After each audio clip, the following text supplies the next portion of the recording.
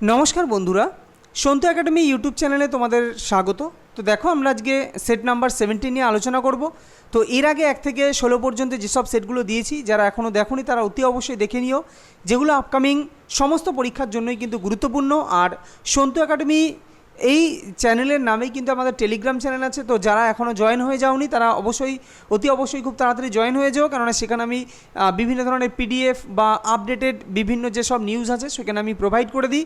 তো যারা যারা এখনও জয়েন হয়নি তো তারা অবশ্যই জয়েন হয়ে যাও। আর আর আর যেটা বলেছি যে তোমাদের এখন সকাল বিকেল একটা করে ভিডিও প্রোভাইড করার আমি চেষ্টা করছি, সেখানে যাতে তোমরা সবসময় জিনিসগুলো এই যে মানে প্র্যাকটিস যে জিকেটা সবসময় যেন রেডি থাকো, তো এই কারণেই। তো চলো আর বেশি কথা না বাড়িয়ে আমরা আজকে 17 নম্বর সেট শুরু করি। 17 নম্বর যে কোশ্চেনগুলো আছে সেগুলো শুরু করি। দেখো, বলছে নিচের কোন ভারতীয় কবি গীত গোবিন্দ রচনা করেছিলেন? জয়দেব, রুদ্রভট্ট, রঘুবংশ নাকি উপরের কেউই নন? তো গীত গোবিন্দ রচনা কে করেন? গীত গোবিন্দ রচনা করেছিলেন কিন্তু জয়দেব, কবি জয়দেব গীত গোবিন্দ রচনা করেছিলেন। নেক্সট কোশ্চেন, ভারতীয় সংবিধানে কতগুলি তফসিল রয়েছে? ভারতীয় সংবিধানে কতগুলি তফসিল রয়েছে? বলছে 11, 12, 13, 14। তো আশা করি এই কোশ্চেনের অ্যান্সার সকলেই দিতে পারবে যে ভারতীয় সংবিধানে টোটাল 12টি শিডিউল রয়েছে। এবার প্রশ্ন হচ্ছে এই যে 12টি শিডিউল রয়েছে, সরি আগে ছিল না, ঠিকই 12টি শিডিউল রয়েছে। ওকে, তো এই যে শিডিউলগুলোর মধ্যে প্রথমে কি আছে, দ্বিতীয় শিডিউলে কি আছে, তৃতীয়তে কি আছে, তো সেগুলো কিন্তু খুবই গুরুত্বপূর্ণ। তো আমি যেগুলো খুব ইম্পর্ট্যান্ট আমি সেগুলো দেখো বলছি। প্রথম যে শিডিউল আছে, প্রথম যে তফসিল, সেখানে কিন্তু রাজ্য ও কেন্দ্রশাসিত অঞ্চলের তালিকা নিয়ে বলা হয়েছে। অর্থাৎ নতুন রাজ্য যদি গঠিত হয় তো সেখানে কিন্তু প্রথম শিডিউল অনুযায়ী সেখানে সংশোধন করতে হবে এবং প্রথম শিডিউল অনুযায়ী তোমাকে যেতে হবে। মানে ব্যাপারটা ক্লিয়ার করতে হবে যে নতুন রাজ্যের কি নাম হবে, কি তার কি বর্ডার লাইন কেমন হবে। তো রাজ্য আর কেন্দ্র তালিকা, এই রাজ্য ও কেন্দ্রশাসিত অঞ্চলের যে তালিকা সেটা কিন্তু তোমার প্রথম শিডিউলে আছে। দ্বিতীয় শিডিউলে কি আছে? রাষ্ট্রপতি, রাজ্যপাল, প্রধান বিচারপতি, হাইকোর্ট, সুপ্রিম কোর্ট, এদের নিয়ে কিন্তু দ্বিতীয় শিডিউল। তারপরে যেগুলো ইম্পর্টেন্ট আমি সেটাই বলবো। যেমন তৃতীয় শিডিউলটা খুব ইম্পর্টেন্ট, পরীক্ষা আছে যে এই যে শপথ গ্রহণ, যে বিভিন্ন যে রাজ্যপাল বা তোমার হাইকোর্টের প্রধান বিচারপতি বা যে কোনো সুপ্রিম কোর্টের প্রধান বিচারপতি, এদের যে শপথ গ্রহণ, এই শপথ গ্রহণ কত নং শিডিউলের অন্তর্গত, কত নং তফসিলের অন্তর্গত? মনে রাখবে তৃতীয় তফসিলের অন্তর্গত কিন্তু এই শপথ গ্রহণের ব্যাপারগুলো। ক্লিয়ার?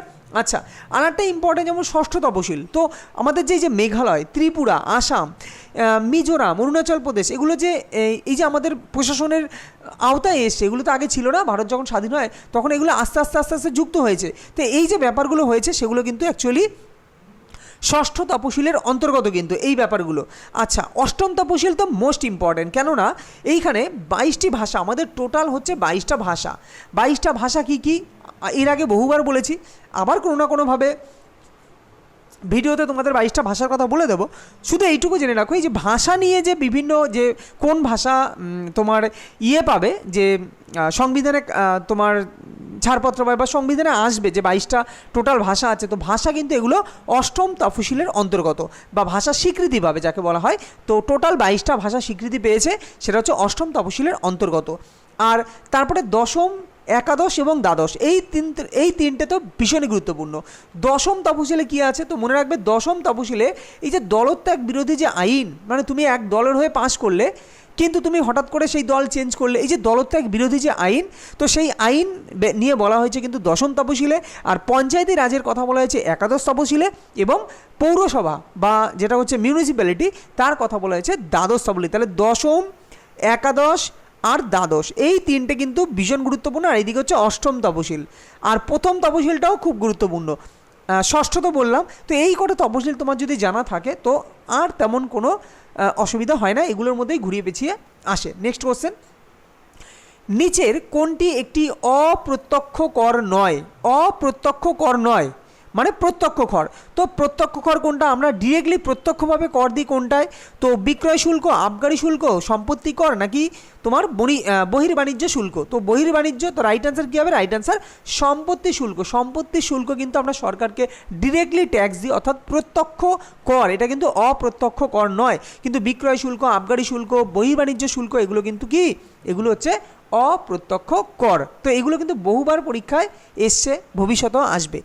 গোদান নামক গ্রন্থের রচয়িতাকে, গোদান নামক গ্রন্থের রচয়িতাকে মুন্সি প্রেমচাঁদ, রবীন্দ্রনাথ ঠাকুর, বিপি সিং নাকি দুর্গা ব্যানার্জি? তো রাইট আনসার মুন্সি প্রেমচাঁদ। তো মুন্সি প্রেমচাঁদ ইনিই কিন্তু গোদান নামক গ্রন্থের রচয়িতা। নেক্সট কোশ্চেন, ভারতীয় সংবিধানের অষ্টম তফসিলে কয়টি ভাষার কথা বলা হয়েছে? এইমাত্র বললাম যে অষ্টম তফসিলে ভাষার কথা বলা হয়েছে। তো এইখানে অষ্টম তফসিল দিয়ে আরও অনেক কোশ্চেন আসে যে কত সালে প্রথম কতগুলো ভাষা নেওয়া হয়েছিল, তারপরে কত সালে আরও কটি ভাষা নেওয়া হয়েছে। এগুলো কিন্তু আমি এর আগে বহুবার আলোচনা করেছি, আবার আলোচনা করব কোনো না কোনো ভিডিওতে। তো মনে রেখো আপাতত 22টা ভাষা কিন্তু অষ্টম তফসিলে 22টা ভাষার কথা বলা হয়েছে। নেক্সট কোশ্চেন, নিম্নলিখিত কোন সংস্থা ভারতে স্থূল আভ্যন্তরীণ উৎপাদন, যেটা হচ্ছে জিডিপি, এটা গণনা করে কোন সংস্থা?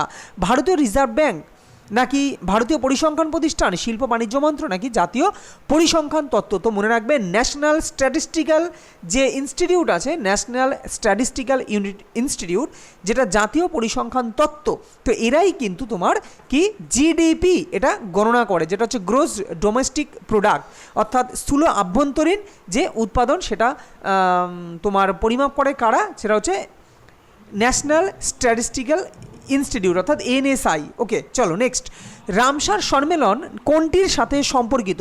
জলবায়ু পরিবর্তন, কীটনাশক দূষণ নাকি কি বলছে ওজোন স্তর কমে যাওয়া নাকি জলাভূমি সংরক্ষণ? তো রামসার সম্মেলন এটা কিসের সাথে সম্পর্কিত? ভীষণই গুরুত্বপূর্ণ রামসার সম্মেলন। তো মনে রাখবে এটা কিন্তু তোমার জলাভূমি সংরক্ষণের সাথে সম্পর্কিত রামসার সম্মেলন। দেখো এইখানে আরও কয়েকটা জিনিস আছে। এই যে সম্মেলন নিয়ে এখানে তোমার বলা হয় যে এই যে রামসার, এই রামসার জায়গাটা কোথায় বা রামসার সম্মেলন প্রথম কোথায় হয়েছিল বা কোথায় হয়? তো মনে রাখবে 1971 সালে, কি বললাম 1971, 1971 সালে ইরানের একটা রামসার শহর আছে। কি বললাম? ইরানে একটা রামসার শহর আছে। তো সেখানে কিন্তু তোমার কি বললাম যে রামসার সম্মেলন এটা কিন্তু সংগঠিত হয়েছিল। এবং যদি বলা হয় যে রামসার সম্মেলন টোটাল ভারতে কতগুলো আছে, তো ভীষণ গুরুত্বপূর্ণ, এর আগে বহুবার পরীক্ষা এসছে। টোটাল আছে কিন্তু 75টা, আগে কিন্তু এর আগে কম ছিল, রিসেন্ট কিন্তু এটা 75টা টোটাল রামসার সাইট, যেটা ভারতে কিন্তু টোটাল 75টা আছে। তার মধ্যে যদি বলা হয় বৃহত্তম রামসার সাইট কোনটা, তো মনে রাখবে বৃহত্তম রামসার সাইট হচ্ছে সুন্দরবন জলাভূমি। কি বললাম? সুন্দরবন জলাভূমি, সুন্দরবন জলাভূমি হচ্ছে বৃহত্তর রামসার সাইট। আর ক্ষুদ্রতম যেটা হচ্ছে তোমার রেণুকা জলাভূমি। কি বললাম? রেণুকা যেটা আছে হচ্ছে, এই রেণুকাটা আছে সুন্দরবন তো পশ্চিমবঙ্গে আছে, তোমরা অনেকেই জানো, কিন্তু রেণুকাটা আছে যত সম্ভব হিমাচল প্রদেশ। তবুও তোমরা একটু দেখে নিও, এটা যত সম্ভব হিমাচল প্রদেশে আছে কিন্তু রেণুকা জলাভূমি। আর যদি পরীক্ষা আছে সবচেয়ে বেশি রামসার সাইট কোথায় আছে, তো মনে রাখবে ইউপি, উত্তরপ্রদেশ, ইউপিতে কিন্তু সবচেয়ে বেশি রামসার সাইট আছে। নেক্সট কোশ্চেন, ভারতীয় সংবিধানের জনক কাকে বলা হয়? বাল গঙ্গাধর তিলক, রাজেন্দ্র প্রসাদ, ভীমরাও আম্বেদকর নাকি তোমার জওহরলাল নেহেরু? তো রাইট অ্যান্সার কী হবে? রাইট অ্যান্সার তোমার ভীমরাও আম্বেদকরকে কিন্তু বলা হয় ভারতীয় সংবিধানের জনক। নেক্সট কোশ্চেন, আচ্ছা কোশ্চেন নাম্বার 9 হবে এটা, যাই হোক। কোশ্চেন নাম্বার 9 কি আছে? অপারেশন ব্লেজম স্প্রিং ভারতের কোন রাজ্যের সাথে সম্পর্কিত? বিহার, রাজস্থান, কর্ণাটক নাকি কেরালা? তো অপারেশন ব্লেজম স্প্রিং এটা কিন্তু কোন রাজ্যের সাথে? এটা কিন্তু তোমার এটা কোন রাজ্যের সাথে? এটা হচ্ছে কেরালা রাজ্যের সাথে। ওকে, হ্যাঁ, কেরালার সাথেই কিন্তু সম্পর্কিত হচ্ছে তোমার অপারেশন ব্লেজম স্প্রিং। এই কেরলকে কিন্তু ভগবানের নিজের দেশও বলা হয়। নেক্সট কোশ্চেন, মন্ট্রিয়াল, আচ্ছা এটা মন্ট্রিয়াল প্রোটোকল হবে। ওকে, মন্ট্রিল প্রোটোকল বা মন্ট্রিল প্রোটোকল তোমরা নাম শুনে থাকবে। মন্ট্রিল প্রোটোকল এর মূল লক্ষ্য কী ছিল? ওজোন স্তর সংরক্ষণ নাকি জীববৈচিত্র্য সংরক্ষণ নাকি বৈশ্বিক উষ্ণতা এটাকে ঠিক করা নাকি জলবায়ু পরিবর্তন? তো ওজোন স্তর সংরক্ষণ হচ্ছে মন্ট্রিল প্রোটোকলের তোমার মূল লক্ষ্য ছিল ওজোন স্তর সংরক্ষণ। আচ্ছা, এই ওজোন স্তর বায়ুমণ্ডলের বিভিন্ন স্তর থাকে, তো ওজোন স্তর কোন অঞ্চলে দেখা যায়? বায়ুমণ্ডলের কোন স্তরে ওজোন স্তর দেখা যায়? তো রাইট অ্যান্সার হবে স্ট্র্যাটোস্ফিয়ার। স্ট্র্যাটোস্ফিয়ার। ওকে, পরীক্ষায় খুব আসে, স্ট্র্যাটোস্ফিয়ারে ওজোন স্তর দেখা যায়। আর মনে রাখবে তোমার ট্রোপোস্ফিয়ারে, যে তাকে বলা হয় ক্ষুব্ধমণ্ডল। কেন বলা হয় ট্রোপোস্ফিয়ার বা বায়ুমণ্ডলের যেটা সবথেকে নিচের স্তর, যেখানে আমরা মানুষ বা জীবজগৎ বসবাস করে, তো সেটা হচ্ছে ট্রোপোস্ফিয়ার, এবং সেখানেই কিন্তু ঝড় বৃষ্টি বজ্রবিদ্যুৎ এগুলো দেখতে পাওয়া যায়। নেক্সট কোশ্চেন, অলিভার টুইস্ট বইটির লেখককে? অলিভার টুইস্ট বইটির লেখককে? বলছে বেনজির হাবিব, চার্লস ডিকেন্স, শ্যাম বেনেগাল, নাকি কেউই নন। তো right answer Charles Dickens. Oliver twist এই বইটির লেখক হচ্ছে চার্লস ডিকেন্স। নেক্সট কোশ্চেন, মাসাই মারা জাতীয় অভয়ারণ্য কোথায় অবস্থিত? মালি, কেনিয়া, গ্যাবন, নাকি জাম্বিয়া? তো মাসাই মারা জাতীয় অভয়ারণ্য এটা কোথায় অবস্থিত? এটা হচ্ছে কেনিয়ায় অবস্থিত। কেনিয়ায় কিন্তু অবস্থিত হচ্ছে মাসাই মারা জাতীয় অভয়ারণ্য, কেনিয়ায় অবস্থিত। পঞ্চায়েতি রাজ ব্যবস্থা ভারতে প্রথম শুরু হয়েছিল কোন রাজ্যে? পঞ্চায়েতি রাজ ব্যবস্থা ভারতে প্রথম শুরু হয়েছিল কোন রাজ্যে? দেখো, প্রথম যদি বলা হয় প্রথম শুরু হয়েছিল, তো তোমরা সকলেই জানো রাজস্থানে কিন্তু প্রথম শুরু হয়েছিল পঞ্চায়েতি রাজ ব্যবস্থা। কিন্তু এইখানে একটা গুরুত্বপূর্ণ জিনিস বলে দিচ্ছি, দেখো সেকেন্ড হচ্ছে অন্ধ্রপ্রদেশ। কিন্তু একটা জিনিস মনে রাখবে, যদি বলা হয় সংবিধান মানে পঞ্চায়েতি রাজ ব্যবস্থা প্রথমে তো রাজস্থানে শুরু হয়েছিল, এই কোথায় বললাম, হ্যাঁ রাজস্থানে শুরু হয়েছিল, এটা ঠিক, রাজস্থানের নাগর জেলায়। ওকে, কিন্তু সংবিধানে এই যে পঞ্চায়েতি রাজ ব্যবস্থাটা আসে, তো মনে রাখবে সংবিধানে ৭৩তম সংবিধান সংশোধনের মাধ্যমে কিন্তু এই পঞ্চায়েতি রাজ ব্যবস্থা আসে। এরপরে সংবিধানে আসার পরে এটা মানে প্রথম সংবিধানে আসার পরে প্রথম সেইভাবে ভালোভাবে শুরু হয়েছিল কিন্তু তখন অন্ধ্রপ্রদেশ। তো যদি এটা এরকম বলা হয় যে কোশ্চেনটা, যে সংবিধানে পঞ্চায়েতি রাজ ব্যবস্থা আসার পর সেইভাবে মারাত্মকভাবে প্রভাব দেখা দিয়েছিল কোন রাজ্যে প্রথম, তো তখন মনে রাখবে সেটা কিন্তু অন্ধ্রপ্রদেশে প্রথম। ক্লিয়ার? আর পঞ্চায়েতের ব্যবস্থা দ্বিতীয় যদি বলা হয় যে দ্বিতীয় শুরু হয়েছিল কোথায়, সেক্ষেত্রে রাইট অ্যান্সার হবে অন্ধ্রপ্রদেশ। ক্লিয়ার? চলো নেক্সট কোশ্চেন, ভারতে এম এস স্বামীনাথন কিসের পিতা? সাদা বিপ্লব, লাল বিপ্লব, হলুদ বিপ্লব, নাকি সবুজ বিপ্লব? তো সকলেই জানো সবুজ বিপ্লব হচ্ছে ভারতে এম এস স্বামীনাথনের, সবুজ বিপ্লবের জনক কাকে বলা হয়? M S Swaminathan. সেটা হচ্ছে ভারতে যদি বলা হয়, কিন্তু যদি বলা হয় বিদেশে সবুজ বিপ্লব, সারা মানে পৃথিবীর সবুজ বিপ্লবের জনক সারা ওয়ার্ল্ডে, তখন হবে নরম্যান বরলগ। ক্লিয়ার? নেক্সট কোশ্চেন, আর সবুজ বিপ্লব মূলত কিন্তু গম চাষের জন্যই, মানে গম চাষের বৃদ্ধিকে বাড়ানোর জন্যই কিন্তু সবুজ বিপ্লব ব্যাপারটা এসছে। চলো, ভারতীয় মহাকাশ গবেষণা সংস্থা গঠিত হয়েছিল কত সালে? 1969, 1962, 1971, 1959। তো রাইট অ্যান্সার কী হবে? Right answer option A 1969। তোমার কিন্তু প্রথম এই মহাকাশ গবেষণা সংস্থা এটা কিন্তু তৈরি হয়েছিল ভারতে 1969। Next question, the kingdom of God is within you. The kingdom of God is within you বইটি কে লিখেছেন? আলেকজান্ডার পুস্কন, ফৈজি, রুদ্রভট, নাকি লিও টলস্টয়? তো right answer option number D, Leo Tolstoy কিন্তু দ্য ভীষণ গুরুত্বপূর্ণ বইয়ের নাম। এই বইটা পরীক্ষায় অনেকবার এসছে, এর আগেও ভবিষ্যতেও আসবে। The kingdom of God is within you, তো বইটি কে লিখেছেন? Leo Tolstoy. Next question, question number 17, revolver কে আবিষ্কার করেন? Edward Jenner, Alexander Fleming, Albert Einstein, নাকি স্যামুয়েল কোল্ট? তো right answer option number D, Samuel Colt কিন্তু রিভলভার আবিষ্কার করেন। নেক্সট কোশ্চেন, একটি কম্পিউটারে ডিলিট করা সমস্ত ফাইল কোথায় পাওয়া যায়? Desktop, my computer, control panel, নাকি রিসাইকেল বিন? তো ডিলিট করা সমস্ত ফাইল যদি ডিলিট করেও থাকে, তো সমস্ত ফাইলগুলো সেগুলো কিন্তু থাকে তোমার কম্পিউটারের রিসাইকেল বিনে, এবং এইখান থেকেই কিন্তু সেটা আবার পুনরুদ্ধার করা যেতে পারে। ওকে, পুনরুদ্ধার করা যায়, তো রিসাইকেল বিনে কিন্তু ডিলিট করা ফাইলগুলো থেকে যায়। ভারতের রাষ্ট্রপতির কতগুলি ভেটো ক্ষমতার অধিকারী হন? 2টো, নাকি 4টে, নাকি 3টে, নাকি 1টা? তো মনে রাখবে ভারতের যে রাষ্ট্রপতি তিনি 3টে ভেটো ক্ষমতার অধিকারী হন। দেখো এই ভেটোগুলো সম্বন্ধে একটু জেনে নাও যে কী কী ভেটো, কেননা পরীক্ষায় তোমাকে বিবৃতিমূলক কোশ্চেন এখন বেশি দেয়, বিশেষ করে এনটিপিসি রেলওয়ের যেসব পরীক্ষা, গ্রুপ ডি বলো, এলপি বলো, বিবৃতিমূলক কোশ্চেন যাতে টাইমটা তোমাদের নষ্ট করতে পারে। তো যাই হোক, তো সেই যে ভেটো, 3 প্রকার ভেটো কি? 1 নম্বর ভেটো মনে রাখবে অ্যাবসলিউট ভেটো। কি বললাম? Absolute veto. ওকে, আচ্ছা 2 নম্বর কি? 2 নম্বর হচ্ছে তোমার সাসপেন্সিভ ভেটো।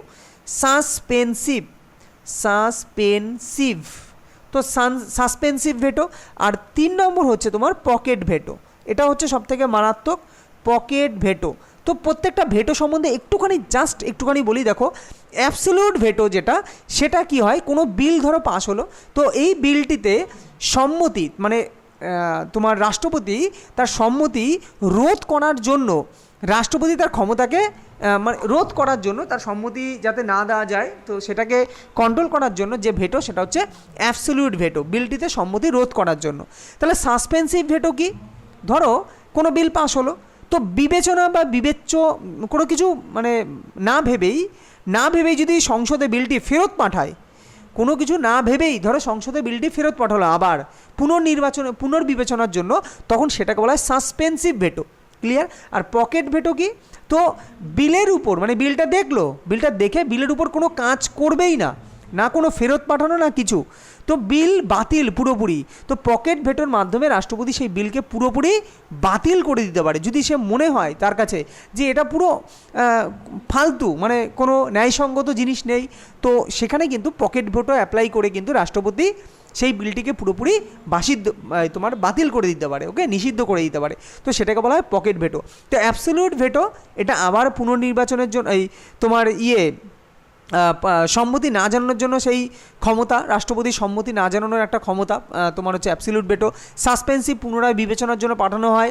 পকেট ভেটো পুরোপুরি বাতিল, দেখা মাত্রই বাতিল। ওকে, চলো নেক্সট কোশ্চেন। আর রাষ্ট্রপতি সম্বন্ধে তো এর আগে বহুবার বলেছি, রাষ্ট্রপতির যে ন্যূনতম 35 বছর বয়স, আরও যা বলেছি 54 আর্টিকেল 58 আর্টিকেল নিয়ে বলেছি, 60 61 এগুলো কিন্তু বহুবার বলেছি। তো এগুলো আশা করি তোমাদের মনে থাকবে। আবার কিছুদিন পর এগুলো নিয়ে আলোচনা করব, তো তখন আবার তোমাদের কাছে এগুলো রিপিট যেই হবে শুনবে, সেগুলো জিনিসগুলো সব কিছু সবসময় মনে থাকবে। তো যারা যে কোনো পরীক্ষার জন্য ফর্ম ফিল আপ করো না কেন, তো সমস্ত পরীক্ষায় কিন্তু এই কোশ্চেনগুলো খুবই গুরুত্বপূর্ণ। তো আমাদের চ্যানেলে তোমরা সবসময় ফলো করো আমাদের চ্যানেলটাকে, দেখবে তোমাদের সময়টা কিন্তু নষ্ট হবে না, এবং আমি চেষ্টা করি অল্প সময়ের মধ্যে ম্যাক্সিমাম তথ্য দিয়ে তোমাদের সুবিধা করার। তো চলো নেক্সট কোশ্চেন। বন্দিপুর জাতীয় উদ্যান এটা কোথায় অবস্থিত? গুজরাট, সিকিম, কর্ণাটক নাকি কেরালা? বহুবার পড়িয়েছি কর্ণাটক, তাই না? বন্দিপুর যে জাতীয় উদ্যান সেটা হচ্ছে কর্ণাটকে অবস্থিত। কেরালায় সাইলেন্ট ভ্যালি আছে, গুজরাটে গির আছে, সিকিমে তোমার কি আছে, আচ্ছা যাই হোক, নেক্সট কোশ্চেন বলি, পরে আবার দেখা যাবে। নিচের কোনটির নাম ইন্ডিয়া লুনার মিশন? তো ইন্ডিয়া লুনার মিশন কোনটা? বিক্রম, কল্পনা, চন্দ্রায়ন নাকি ইনস্যাট? মানে এখানে বিক্রম 1, কল্পনা 2 এরকম আছে, চন্দ্রায়ন যেমন চন্দ্রায়নের অনেক কটা হয়েছে, চন্দ্রায়ন 1, চন্দ্রায়ন 2, তো ইন্ডিয়া লুনার মিশন কিন্তু চন্দ্রায়ন 2 এর কথা বলেছে এখানে। তো রাইট অ্যান্সার অবশ্যই অপশান নাম্বার সি, চন্দ্রায়ন 2 হচ্ছে India lunar mission. Next question. ছত্রাক অধ্যয়ন কি নামে পরিচিত? সাইকোলজি, মাইকোলজি, থাইকোলজি নাকি জুলজি? তো মাইকোলজিকে বলা হয়, মানে মাইকোলজি হচ্ছে ছত্রাক নিয়ে অধ্যয়নকে বলা হয় মাইকোলজি। Next question. নিম্নের কোন ব্যক্তি মোবাইল ফোন আবিষ্কার করেছিলেন? Joseph Wilson, Edwin land, Martin Cooper নাকি রাইট ভ্রাতৃদ্বয়? তো মার্টিন কুপার যিনি কিন্তু মোবাইল ফোন আবিষ্কার করেছিলেন। Question number 24। ভারত কোথায় প্রথম পারমাণবিক অস্ত্রের পরীক্ষা করেছিল? তো শ্রীহরিকোটা, কালপক্কম, পোখরান নাকি তারাপুর? তো জানো রাজস্থানের পোখরানে কিন্তু ভারত প্রথম পারমাণবিক অস্ত্রের পরীক্ষা করেছিল। তোমার টাইমটা কত? 1974, তাই কি না? 1974, 1974 কিন্তু তোমার রাজস্থানের পোখরানে প্রথম পারমাণবিক যে অস্ত্রের পরীক্ষা, যেটা হচ্ছে স্মাইলিং বুদ্ধ, তাই কি না? স্মাইলিং বুদ্ধ, তো এটা হচ্ছে প্রথম। আর দ্বিতীয় কি ছিল? দ্বিতীয় হচ্ছে অপারেশন শক্তি যত সম্ভব। দ্বিতীয় হচ্ছে পারমাণবিক তোমার হয়েছিল, পারমাণবিক পরীক্ষা হয়েছিল, তো সেটা হচ্ছে অপারেশন শক্তি। তবুও একটু জেনে নিও, মাঝে মাঝে গন্ডগোল হয়ে যায়। ওকে, তো এই হচ্ছে তাহলে কি প্রথম হচ্ছে পোখরানে। চলো নেক্সট কোশ্চেন। কোনটি অপারেটিং সিস্টেম নয়? তো অপারেটিং সিস্টেম নয় কোনটি? ওএস এক্স, উইন্ডোজ 7, ডস নাকি C++? তো C++ এটা একটা ল্যাঙ্গুয়েজ, এটা একটা কি ল্যাঙ্গুয়েজ, জি ল্যাঙ্গুয়েজ, তো এটা হচ্ছে ল্যাঙ্গুয়েজ, কিন্তু এটা কোনো অপারেটিং সিস্টেম না, বাকিগুলো হচ্ছে অপারেট করে মেশিনকে, তো এটা হচ্ছে অপারেটিং সিস্টেম। Next question. তো ওকে, এই হচ্ছে আমাদের আজকের যে জিকে 17 নাম্বার সেট। তো যদি ভিডিওটা ভালো লাগে অবশ্যই লাইক করো, একটু বেশি বেশি করে লাইক করো, তোমাদের লাইকে কি হয় একটা মোটিভেট পাই আরও ভালো কিছু আনার। তো ওকে, আর ভালো লাগলে চ্যানেলটিকে সাবস্ক্রাইব করো, দেখা হবে পরবর্তী কোনো ভিডিওতে, ততক্ষণ ভালো থেকো, সুস্থ থেকো।